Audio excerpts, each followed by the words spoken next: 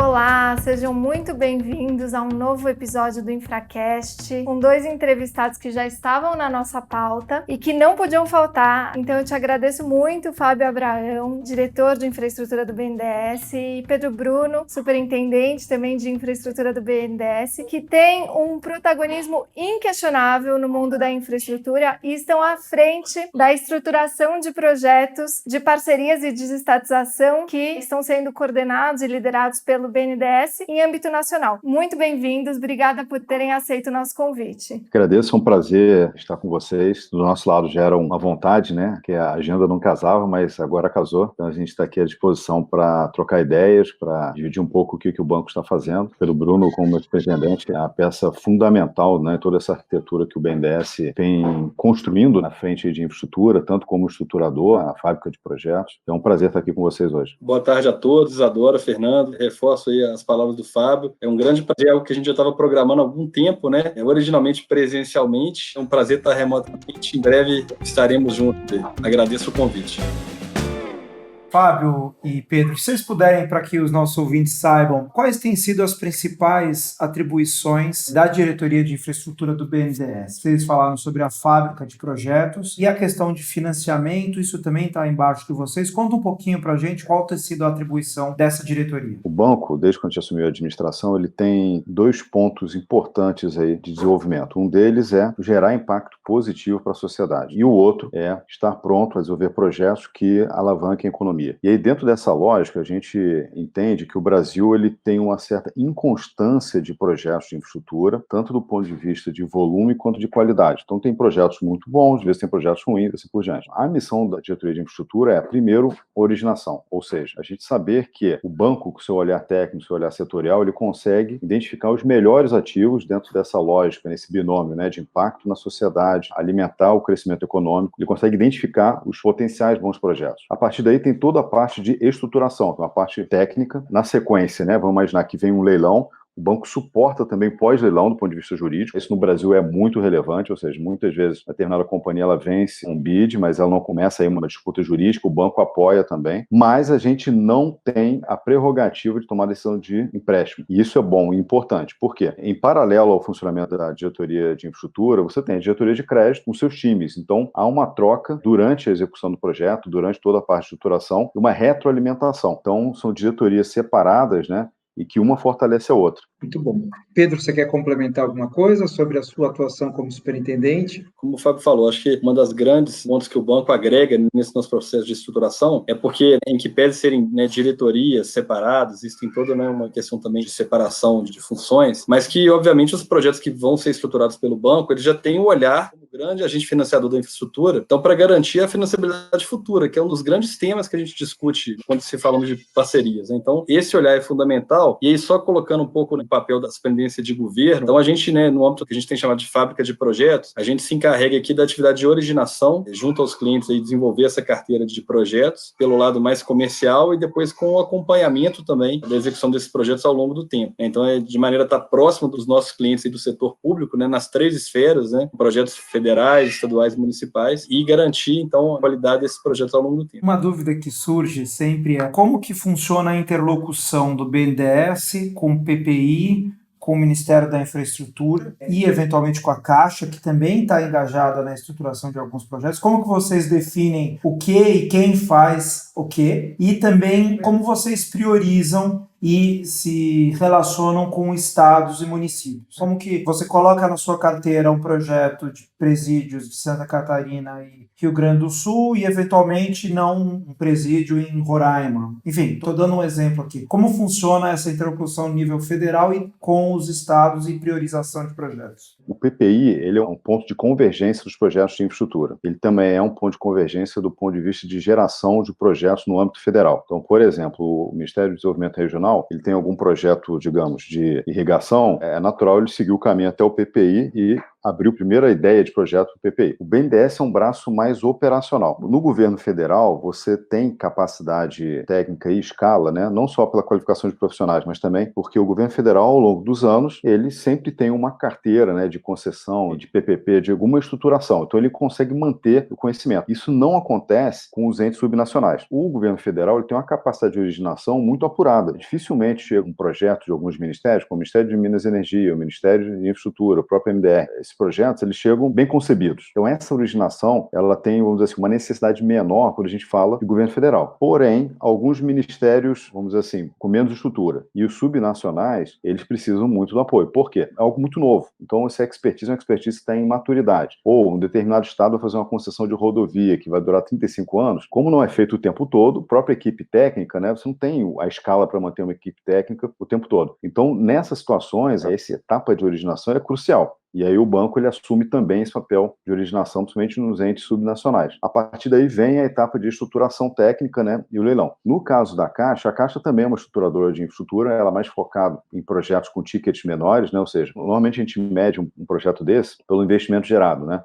A Caixa normalmente ela pega projetos municipais, né, com tickets menores, o BNDES ele normalmente pega projetos maiores. E é interessante porque isso reflete até a própria estrutura de financiamento dos bancos, né. A Caixa é um banco de financiamento mais pulverizado. E o BNDES é um que a gente chama de banco de segundo piso, né? Ele é mais atacado. Então, isso também se reflete nos tipos de projeto, que, no final das contas, reflete a expertise de cada instituição. Agora, o que é interessante a gente ressaltar? O BNDES nunca teve uma superintendência em Brasília, a primeira vez que tem. O Pedro Bruno é o executivo responsável por essa superintendência. E por que a gente criou uma superintendência em Brasília? Primeiro, para estreitar o relacionamento com o poder executivo, eu diria até poderes executivos, né? Ou seja, não é só o federal, mas os estaduais. Brasília é o ponto de encontro, né? Por outro lado, o banco também, ele por ser um agente neutro, ele tem o conhecimento setorial, o banco conhece o Brasil, então a gente acaba também alimentando o legislativo, né? Os parlamentares, a gente percebeu, eles têm uma carência, muitas vezes, em entender qual que é o impacto, né, do ponto de vista técnico das decisões que eles tomam, porque muitas vezes são questões muito específicas. E aí o banco entra também em parceria, evidentemente, junto com a assessoria parlamentar do Ministério da Economia, para ajudar a avaliar quais são os impactos de determinadas medidas. Então a gente também tem um papel muito intenso com o legislativo, né? O Senado, a Câmara, e aí o Pedro Bruno faz o trabalho essencial nisso, né? Eu digo que ele não é meu superintendente, ele é o meu chief rainmaker aí nesse assunto. Só fazendo um complemento, né, à fala do Fábio, e agradeço a pergunta até para ter a oportunidade de explicar um pouco mais do trabalho aqui da área de governo. Então, a gente desenvolveu aqui a figura do gestor do relacionamento. Hoje, na área, eu tenho um gestor de relacionamento aí para cada um dos ministérios aqui no âmbito federal, para cada um dos estados e também para a atuação no legislativo, que é fundamental para a nossa agenda de infra, né? Muitas das medidas e inovações que a gente quer fazer passam por mudanças normativas, legislativas, regulatórias, então é super importante. Então, a gente tem, né, feito essa atuação no intuito de estar mais próximo. É interessante essa questão da carteira, né? Eu tive o privilégio de ser um dos criadores do PPI, então, assim, a gente se consolidou, né, o BNDES como um grande parceiro do PPI na estruturação dos projetos federais, mas a nossa carteira hoje está bem distribuída entre as três esferas. Atualmente, hoje, com 73 projetos em estruturação no âmbito do BNDES, dos quais 32 em âmbito federal, 28 em âmbito estadual e 13 em âmbito municipal. E a razão da gente ter focado a atuação em âmbito federal e estadual, ela é simples. Os projetos de parceria, de infraestrutura, eles têm aí um período relativamente longo de maturação, de estruturação, e dado que a gente vai ter eleições municipais agora, muito em breve, a gente focou em estados e no governo federal, até porque é importante também que o desenvolvimento desses projetos sejam concluídos ainda dentro do mandato dos atuais governantes, e a gente está trabalhando dentro do banco em uma estratégia para tão logo aí a gente tenha as eleições municipais que a gente possa dar andamento nessa parceria com os municípios também. Vocês deram o gancho aqui falando sobre todo esse relacionamento importante na originação e a criação da superintendência e como tem sido interessante ter alguém fazendo esse diálogo, inclusive com o legislativo. E uma das pautas que marcou bastante a agenda legislativa recente e que vem aí influenciando, e eu sei que é um aspecto importante para vocês, diz respeito a como contratar os apoios necessários para estruturação de projetos de parcerias, né? O BNDES, como vocês disseram, está responsável por essa agenda de estruturações, tem encarteirado 73 projetos, que é muita coisa, e eu tenho certeza, óbvio, que vocês se valem de apoios para essa estruturação, e a colação nesse aspecto foi um dos temas bastante discutidos para se pensar em como trazer para dentro esses apoios técnicos para ajudar no desenvolvimento da estruturação de projetos, né? né? Mais recentemente, inclusive, o BNDES inaugurou um jeito diferente de contratar esses apoios. Eu queria que vocês comentassem um pouquinho isso com a gente. O BNDES,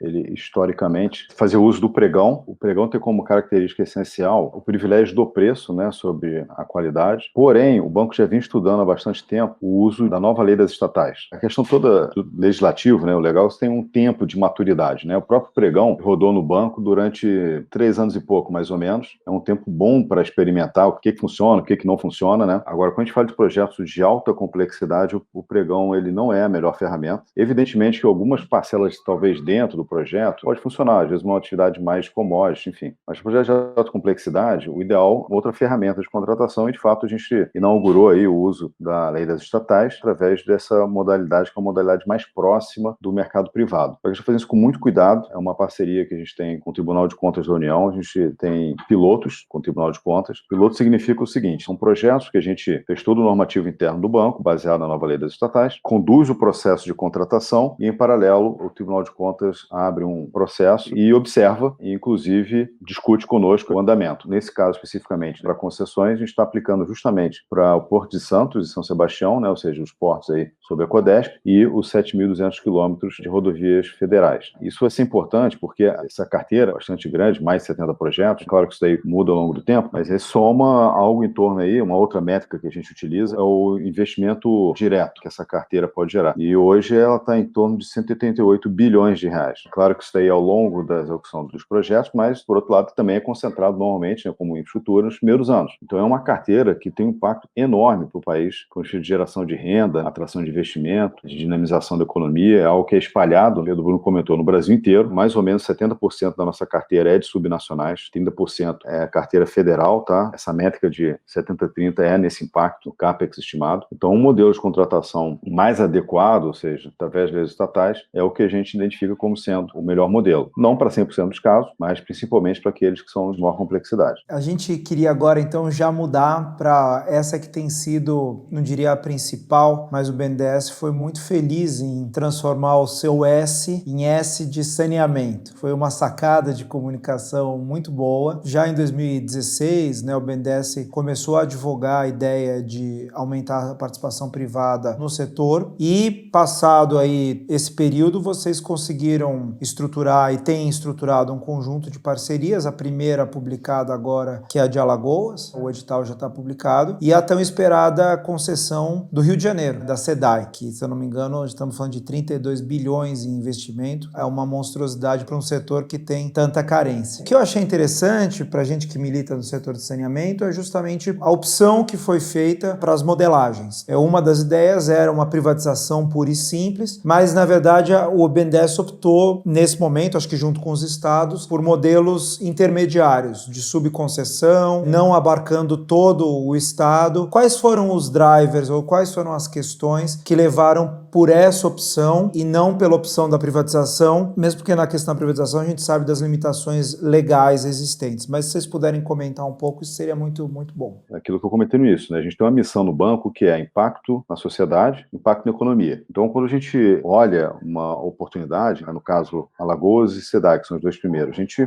justamente analisa qual que é a factibilidade do ponto de vista jurídico, qual que é a factibilidade do ponto de vista técnico, né? Como é que a gente consegue atrair mais investidores? Então, no caso do Rio de Janeiro, a gente quebrou em 4 regiões. Tudo isso entra quando a gente define o modelo. Tem outros modelos, por exemplo, o caso do Acre e Amapá, são modelos que, na verdade, aí já é a concessão plena, ela vai desde a produção de água, que a gente chama de upstream, até o downstream, que é a distribuição de água, coleta e tratamento de esgoto. Então, isso tem a ver também com questões técnicas e complexidade. O que contou bastante? Qual que é o maior impacto que a gente causa na população? O mais rápido possível. Por quê? Porque a situação do saneamento no Brasil é dramática. Não existe resposta simples para problema complexo. Você imagina, né? Se a gente fosse tentar fazer o perfeito, talvez fosse demorar muito e no meio disso tem vidas, né? O que a gente considera é que o melhor modelo para a gente tirar do papel, tanto para Alagoas quanto para o Rio de Janeiro, uma questão de capacidade de atrair investidor, com maior impacto na sociedade, é fazer justamente separação. Porque a parte toda de distribuição de água, coleta também de esgoto, ela é uma parte que está mais madura para desestatizar, tanto do ponto de vista legal quanto do ponto de vista até de separação de ativos, assim por diante. Você imagina, no caso do Rio de Janeiro, a gente tem a concentração enorme no sistema do Guandu, a SEDAI opera esse sistema, então a gente optou por, nesse primeiro momento, toda a parte de coleta e tratamento de água continuar na mão do Estado, e assim em Alagoas também. Basicamente, a nossa visão é como é que a gente, portanto, consegue maximizar o impacto na população no tempo, e do outro, ter um modelo que você atrai o investidor, e aí atrai o investidor, quais são os drivers que estão ali por trás, né? Evidentemente que é o porte do investimento, entra também os riscos associados, os passivos, a capacidade de controle na operação, como é que funciona a relação com o Estado.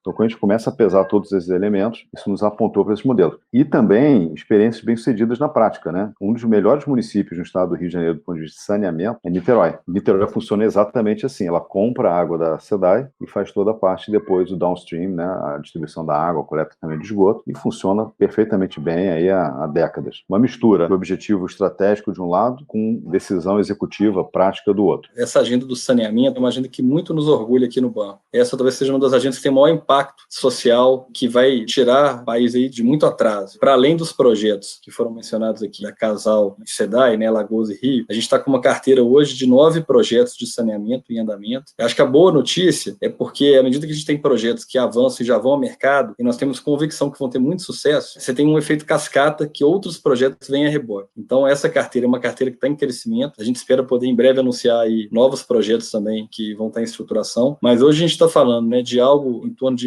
mais de 50 bilhões de investimentos que vão ser gerados por esses projetos e um impacto aí na vida de mais de 36 milhões de brasileiros. Essa é uma prioridade número 1 aí do BNDES e a gente tem muita convicção do interesse de investidores privados nessa agenda. Um dos papéis nossos aqui, enquanto advisors nos estados, aí, fazer essas sondagens de mercado e a gente percebe muito apetite pela agenda de saneamento, tanto em âmbito nacional quanto também de players estrangeiros. Isso nos dá muita convicção que estamos no caminho certo e vamos seguir adiante. E só queria reforçar um último ponto também que foi falado pelo Fábio, que é essa questão da customização dos projetos. Não tem receita única, não tem solução única. Isso é construído junto com o Estado, com a expectativa, com o momento político, qual o modelo que vai ser adotado, o modelo que faça mais sentido. Nosso papel é trazer cenários, trazer a visão técnica, né? E isso vai ser construído a várias mãos. Eu milito no setor de saneamento já desde o primeiro marco legal, lá em 2007, e sempre tinha uma discussão sobre regiões metropolitanas, que são os locais onde você tem a maior concentração da população e, via de regra, onde há problema mais crítico de saneamento em função de aglomerações urbanas, etc. Você tinha um problema de governança sério. Quem que é o titular do serviço? Quem que é o responsável pelo serviço? Essa discussão se arrastou no Supremo até 2013. O Supremo deu uma decisão um pouco salomônica, dizendo que nem tanto ao céu, nem tanto à terra, mas também, naturalmente, a decisão do Supremo não serviria para resolver todos os problemas. Mas o que a gente notou é que vocês, como governo federal e como banco, conseguiram induzir algum tipo de cooperação entre Estado e municípios, entre a empresa estatal e os municípios, que sempre foi um problema no saneamento. A gente sabe que a briga política em regiões metropolitanas sempre foi um problema. Qual foi essa mágica, né? O que aconteceu que o governo federal entrou, até porque o governo federal não é nem titular de serviço, né? Quem é titular é os estados e municípios. Como que vocês conseguiram fazer essa costura institucional? E que, na verdade, hoje o marco legal está colocado, é lógico que ele é importante, mas a minha sensação é que o BNDES tem conseguido,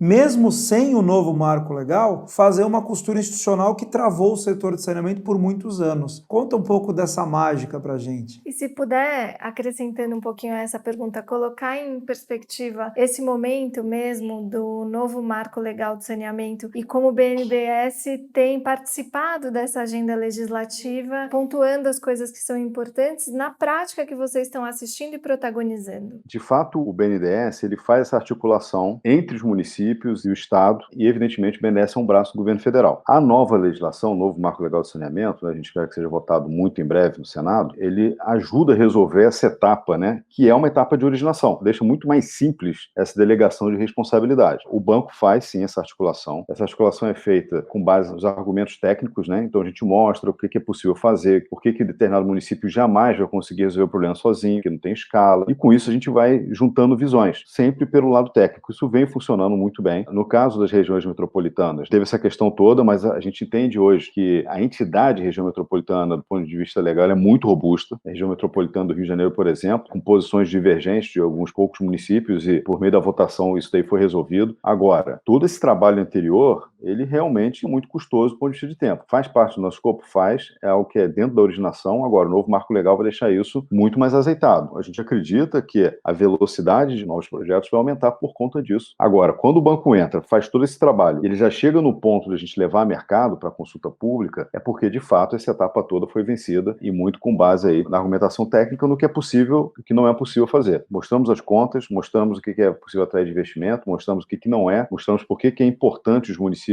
operarem em conjunto, por que a infraestrutura de natureza compartilhada, portanto, é indivisível do ponto de vista econômico. Isso tem funcionado bastante bem. É claro que o olhar mais próximo do governo federal ajuda, tanto o Ministério da Economia, o próprio Ministério do Desenvolvimento Regional, PPI, isso tudo ajuda bastante, ajuda inclusive na argumentação, no amadurecimento do pensamento legislativo. O BNDES tem participado ativamente, né, do novo marco legal, mas é importante destacar também alguns parceiros estratégicos aqui importantes. O Ministério da Economia, através do PPI e da figura da própria Marta, né, a Marta é uma grande defensora da agenda do saneamento, então acho que é importante, né, a gente registrar, ainda que não está na esfera federal, na atribuição da agenda do saneamento, a esfera federal tem um papel importante aqui. Hoje há um total alinhamento entre os atores aqui em nível federal, essa atuação junto ao Congresso, junto aos estados, em prol da agenda. Então, o que a gente tem feito é contribuir nesse sentido, né, contribuir para essa articulação, eventualmente tem alguma discussão no âmbito de um estado ou município que tem uma interface no poder federal, e aí a gente tem essas pontes e consegue ajudar também nessa agenda. Então, assim, esse trabalho de articulação é muito importante, porque são muitos atores envolvidos para a gente conseguir avançar. Para mim, um excelente exemplo aqui é o estado do Amapá. Poder Executivo Federal, Legislativo Federal, né, o Poder Estadual, municípios, e o BNDES participando e ajudando a avançar com a agenda. Mas então vamos falar de S de social, que eu sei que também é uma pauta super importante de vocês. Nesse contexto, desponta aí um projeto super interessante com uma série de desafios, imagino, para a estruturação, que é as PPPs de presídios para Santa Catarina e para o Rio Grande do Sul. Contem para a gente, por favor, como é que foi e como é que está sendo esse desafio de estruturar projetos para 2 estados de forma concomitante, como que está sendo essa agenda para esse que parece ser um projeto prioritário para as agendas de todos os entes federativos e não somente em âmbito estadual, municipal ou federal, com alta replicabilidade, me parece. Até antes de falar de presídios, eu queria destacar assim, como que a nossa carteira ela tem se expandido para o lado da infraestrutura social, para além dos setores tradicionais de infra, portos, rodovias, aeroportos, enfim. A gente vem trabalhando bastante na dimensão da infraestrutura social por todo o benefício e externalidade positiva que esses projetos trazem, e para nós são novas fronteiras também. Alguns dos setores são novidades também para o BNDES, então assim, dentro da agenda de infra social, eu destacaria a nossa atuação no setor de educação, através da modelagem de projetos de PPPs de creches, no setor de saúde também, entramos com projetos aí na área de PPPs hospitalares, para além do saneamento, que a gente já falou bastante aqui, obviamente. Essa ideia de fazer contratação conjunta aí para o Rio Grande do Sul e Santa Catarina, isso também está dentro de uma estratégia nossa, da fábrica de projetos, que é trazer mais eficiência aos processos, então ganhos de sinergia, ganhos de escala. A gente já vem utilizando isso, por exemplo, para a iluminação pública, que a gente faz um contrato guarda-chuva, podem cobrir vários projetos, e para presídios também a gente adotou trazer 2 projetos dentro da mesma contratação. A gente vê essa agenda de infra social. A nossa estratégia no banco é fazer alguns pilotos para, de fato, desenvolver aí uma modelagem que depois a gente possa replicar em escala. Essa estratégia ela vale tanto para a agenda de segurança como também para outras agendas, como, por exemplo, educação. São agendas também que têm esse desdobramento no âmbito subnacional, mas que a gente toca também junto com o PPI. É muito importante esse trabalho de articulação, porque em que pese também a competência ser ali estadual, várias definições de política pública em âmbito federal vão ter impacto nessa agenda. Por exemplo, discussão de garantias para esses projetos, eventualmente a destinação de fluxos, né, de recursos que podem servir de garantias a esse projeto. Estamos muito animados. A ideia é que a gente possa expandir, até respondendo a pergunta do Fernando no início, né, como é que é feita essa escolha dos pilotos? Obviamente, o interesse, né, do ente de fazer, e também um pouco a evolução do ponto de vista de ter uma legislação apropriada para concessões de PPPs, né, por parte do ente, de ter uma governança já estruturada. O exemplo do Rio Grande do Sul, dentre os estados, é o que tem a maior carteira junto ao BNDES, BNDES já tem uma equipe, vocês entrevistaram aqui recentemente o secretário Vanuzzi, tem toda uma equipe dedicada, é fundamental o patrocínio no mais alto nível, então você tem um governador que é totalmente alinhado à agenda. Esses são alguns drivers em que eu falo, vamos dizer, um modelo de maturidade, cabe aos entes perseguirem, e o BNDES tem feito esse trabalho de ajudá-los também para tocar essas agendas de parcerias. São projetos complexos, né? Parece que o ponto de chegada é o leilão, mas na verdade é o ponto de partida, né? Aí que vai começar a gestão do contrato, é um contrato de longo prazo, 20, 30, 35 anos, toda a dimensão de capacitação também associada a isso, é importante. Mas, enfim, aí eu acabei enveredando aqui para um outro tema, mas eu acho que em relação a essa agenda de infrasocial, entende que é parte da nossa missão institucional no BNDES também é avançar com esses projetos e com modelos que podemos replicar depois. O desafio dos presídios é um desafio que cabe aí a todos os entes, né, como também os recursos para educação escassos, vis-à-vis a necessidade de expandir a infraestrutura para a educação ou mesmo para a saúde. São setores que a gente está avançando e que queremos desenvolver e poder replicar depois isso de maneira mais ampla. Gente, vocês prometem que vocês vêm fazer conversas conosco sobre todos os projetos que estão na carteira? Porque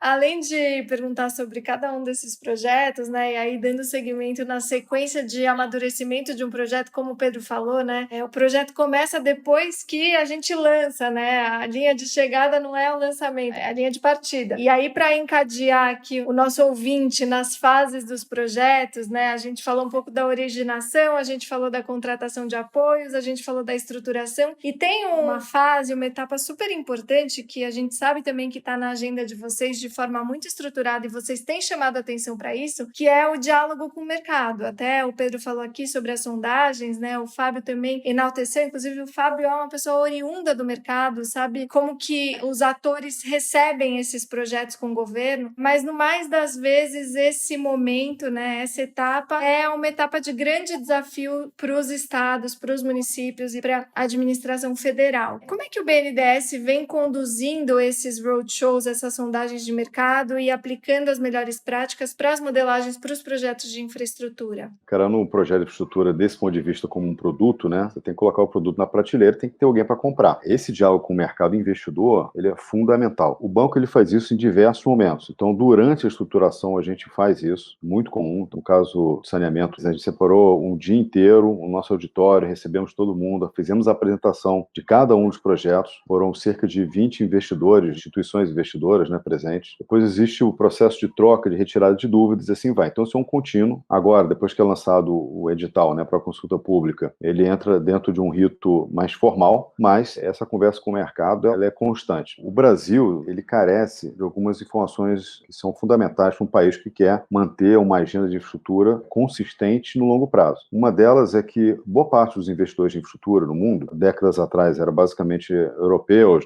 norte-americanos, isso daí foi mudando, foi ganhando diversidade. A gente tem fundos soberanos, fundos asiáticos, empresas estratégicas do Oriente Médio, estratégicos da Ásia também, China, Japão, assim por diante. Então tem todo um novo ambiente disponível e que o Brasil, em alguns segmentos, não em todos, mas em alguns segmentos de infraestrutura, por ter sido fechado, impediu que esses investidores nos últimos 15 anos viessem para cá. Então agora a gente tem uma carteira robusta, mas também com a missão de atrair com velocidade investidores que deveriam ter sido atraídos naturalmente nos últimos 15 anos, mas foram repelidos, em especial porque em vários setores que a gente via eram as empreiteiras entrando no segmento, na verdade não pelo negócio de prestação de serviço de infraestrutura, mas sim pela obra. Isso afugentou o investidor internacional muitas e muitas vezes. Conhecendo essa realidade, o banco hoje também, né, a gente está estruturando uma plataforma para atração de investidor. Ela tem algumas funcionalidades, ela deve entrar em operação, a primeira versão dela, em setembro. Evidentemente, tem as funcionalidades mais básicas de carteira de projetos, horizonte, os cronogramas, os times, assim por diante. Tem uma parte dela que é muito parecida com as plataformas de e-learning das universidades americanas. Vai ter lá conjunto de documentos específicos de determinado projeto, retirada de dúvidas, Q&A, a organização dos webinars ao vivo, mas também gravado. Então, essa é uma plataforma de troca de conteúdo num único local dos projetos que o banco estrutura. E, evidentemente, tem uma outra função, que é uma função que a gente chama de matchmaking, né? Porque no Brasil, como o investidor internacional ele foi repelido para vários segmentos, não todos, mas para vários, é importante também a gente conseguir fazer o casamento. Então, às vezes, você tem um fundo soberano que ele gostaria de ter um estratégico. Às vezes, você tem um estratégico internacional, que ele é especializado no segmento, ele gostaria de ter um estratégico brasileiro para poder casar o expertise local com a expertise técnica lá de fora, e assim por diante. Só que você só consegue fomentar esse tipo de ambiente se você conhece o perfil do investidor. Então, essa plataforma também tem essa função, né, mais de rede social. Então, ela é uma mistura. A plataforma forma de troca de conteúdo, mas também rede social, para criar um locus ali, onde a gente tem aí uma ferramenta, de fato, de atração de investidor qualificado para o ambiente de infraestrutura no Brasil. A gente começou no ano passado e essa questão do Covid mostrou quão importante é também. A gente já imagina, quem sabe no final do segundo tri, a gente já imagina ter a primeira versão dela rodando. Inclusive, esse ambiente de limitações de viagem, ela vai ser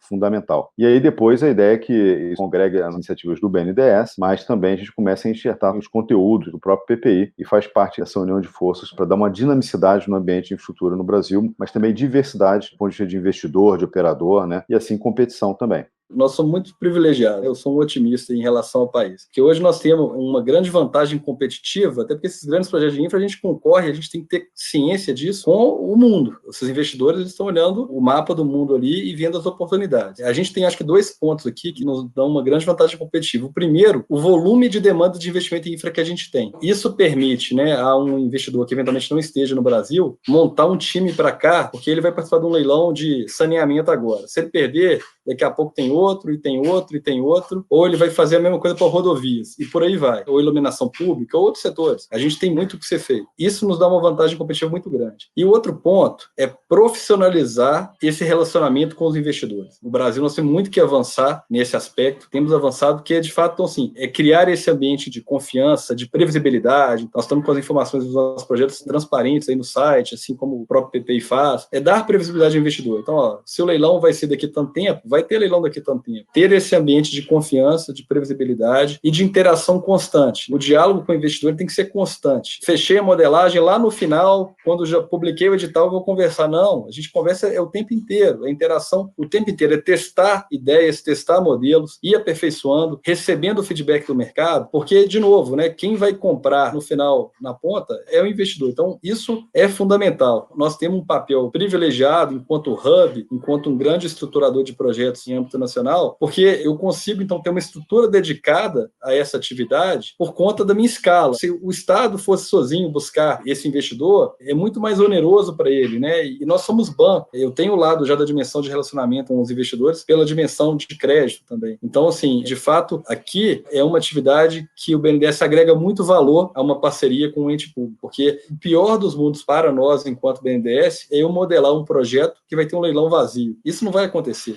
porque nós vamos fazer todo o processo para garantir que tenha um leilão bastante competitivo, até porque para bons projetos não faltarão investidores, seja em âmbito nacional, seja em âmbito internacional. Um ponto adicional, que a gente está muito atento a buscar novos investidores, é porque se a gente pegar, por exemplo, o setor de rodovias hoje no Brasil, 3, 4 grandes players que se revezam aí, ganhando novas concessões. Só que nós estamos falando, né, em colocar 16 mil quilômetros de rodovias concedidas nos próximos anos. O mercado local não vai dar conta de absorver toda essa demanda. Eu tenho que trazer novos atores. Então é fundamental esse trabalho, que é de prospecção, que é um trabalho que é feito em conjunto com os ministérios, né, enfim, com os estados, que é exatamente divulgar o Brasil lá fora, mostrar o que nós estamos fazendo aqui em termos de melhoria de arcabouço legal, e aí conversa com a agenda do legislativo, segurança jurídica, e conversa de novo com a agenda também regulatória, legislativa. Então é um trabalho de todos, né? Todos nós, né? Acho que o ministro Tarcísio que fala isso, ó, todo mundo é corresponsável, eu mesmo. Cada um tem que entender o seu papel nessa engrenagem e a gente trabalhar para trazer, né, o país em um novo patamar, para garantir o sucesso desses leilões que vão acontecer esse ano que vem e nos próximos anos. Isso é excelente. Eu acho que o BNDES aporta, de fato, um valor muito importante para esses projetos e contribui, inclusive, para desmistificar pontos-chave, né? E dentro dos mitos, eu acho que vocês conseguem aí destacar esse ambiente de diálogo mesmo entre o governo e a iniciativa privada, que sempre foi um dos aspectos de maior medo de uma parte ou de outra, de maior controle também dos controladores externos. O BNDES é uma figura super importante para azeitar esse ambiente. E esse da plataforma, sensacional, é o furo do InfraCast, como o Fernando gosta de falar. E eu queria parabenizar demais vocês, porque de fato é um valor que é trazido aqui para a mesa imprecificável. Então, queria parabenizar. Eu acho que vocês tocaram aqui, por exemplo, no tema da TIR, e em palavras muito tranquilas, o Pedro já fez aqui uma primeira desmistificação. Quem atribui a TIR é o mercado. Da mesma forma, um outro medo quando a gente está no governo é, putz, será que eu lanço projetos na área de saneamento se tem outros tantos estados e municípios que estão também lançando projetos nessa mesma área, será que eu vou ficar menos atrativo ou será que vai ter capital suficiente para investir em mim? E o que vocês estão dizendo aqui é, quanto mais projeto, melhor, porque no fim das contas isso torna o ambiente mais competitivo e torna mais atrativo para que, por exemplo, um potencial investidor estrangeiro possa fincar seu time aqui e acreditar no potencial dos projetos do Brasil. Poxa, muito legal. A gente está chegando ao fim da nossa entrevista, mas para encerrar, como estamos falando com o BNDES, a gente queria saber que tipo de inovação tem sido trazida na estruturação de projetos para garantir a financiabilidade dos projetos e, em especial, assegurar uma diretriz que o próprio BNDES colocou, que é a substituição do financiador público da infraestrutura. Esse era o papel do BNDES no passado e, em dado momento, nessa atual gestão, o BNDES disse não, o nosso papel não é esse. Nosso papel é induzir financiamento privado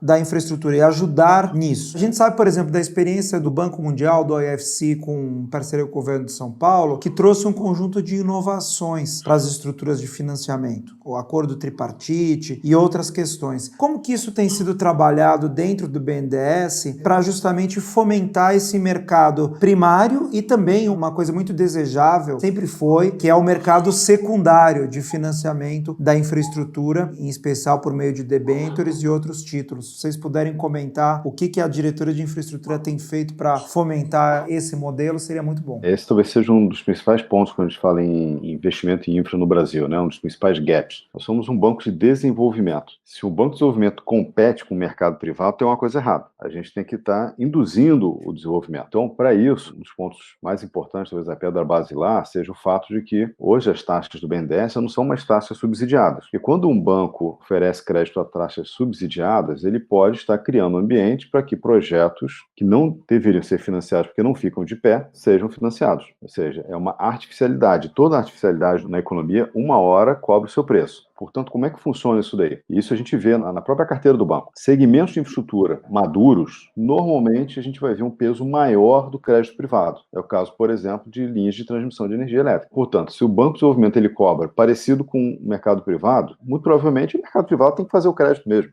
Agora, em mercados menos maduros, infraestruturas menos maduras, o BNDES tem um papel mais relevante, mesmo algumas vezes cobrando mais caro que a iniciativa privada. Quando a iniciativa privada topa o risco, porque você tem a arbitragem do conhecimento aí. O banco, né, ele tem o conhecimento muito mais profundo que o mercado privado em geral. Ele entende mais do Brasil, entende mais da especificidade setorial. Então, a gente entra com outro olhar, a gente tem um olhar de especialista naquilo ali. Então, a gente compra aquele risco. Quando você tira o subsídio forçado, esse movimento ele começa a ser natural. Então o banco ele vai ocupando espaços, né? Vamos dizer que para o mercado privado é tido como maior risco, mas para a gente não, porque a gente detém a arbitragem do conhecimento e a gente oferece o crédito. É aquilo que é conhecido no mercado privado, o mercado privado vai oferecendo. Isso é ótimo. Por quê? Porque com o balanço do banco, né? Como tudo na vida não é infinito, você começa a aplicar de forma mais inteligente o balanço do banco, né? Você começa a maximizar justamente naquilo que o país precisa desenvolver mais. Então, em linhas gerais, é uma visão que a gente tem muito clara, né? E casa com aquilo que a gente falou, que é impacto no social e